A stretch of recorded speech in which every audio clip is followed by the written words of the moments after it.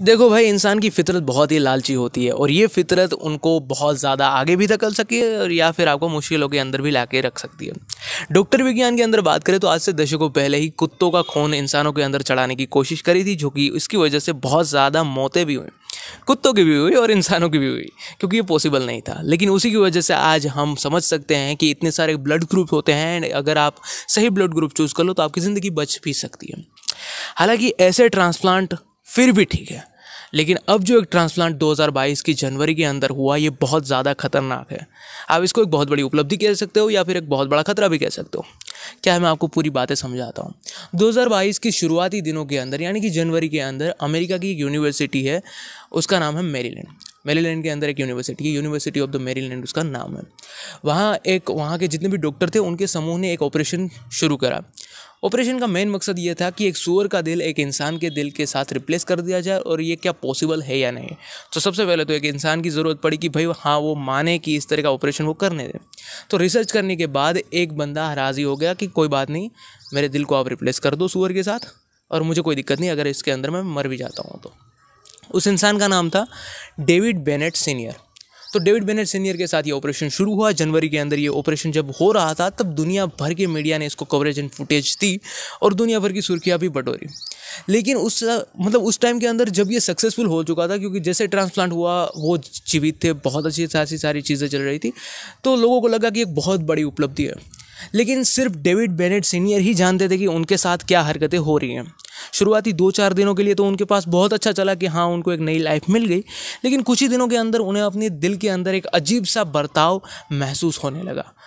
थोड़े ही समय के अंदर पता चला कि उनका जो हार्ट है वो धीरे धीरे बढ़ रहा है, उसके अंदर एक सूजन महसूस हो रही है।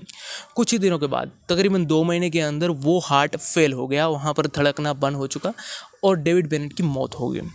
जैसे ही मौत हुई, वापस से दुनिया भर की मीडिया उसके ऊपर कवरेज लेने लगी कि उनकी मौत का राज क्या है। क्या वो उसी हार्ट ट्रांसप्लांट की वजह से मरे हैं या फिर उनको एक नॉर्मल डेथ है।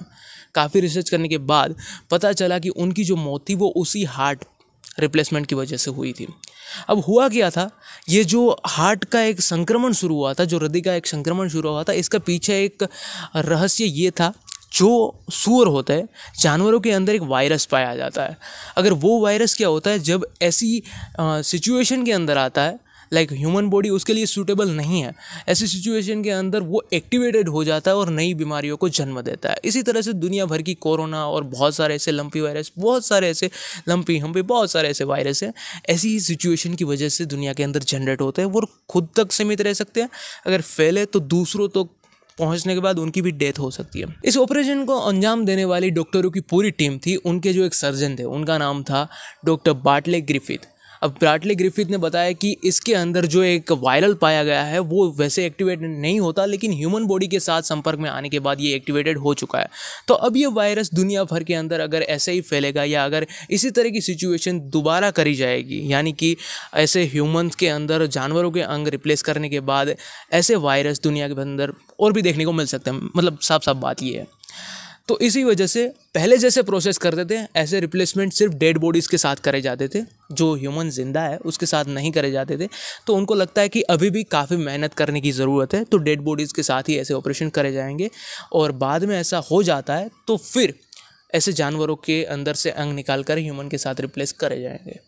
और ये सारी फुटेज और ये सारी रिसर्च MIT नाम की एक मैगजीन के अंदर कवरेज करी गई है। तो अगर आप पढ़ना चाहते हो तो आप पढ़ सकते हो। तो ये काफ़ी कन्फ्यूज़न वाला मुद्दा है कि क्या ह्यूमंस को इस तरह से एक ऐसे पशुओं की जान लेने का अधिकार है, या फिर अपने बचाव के लिए वो किसी भी हद तक जा सकते हैं।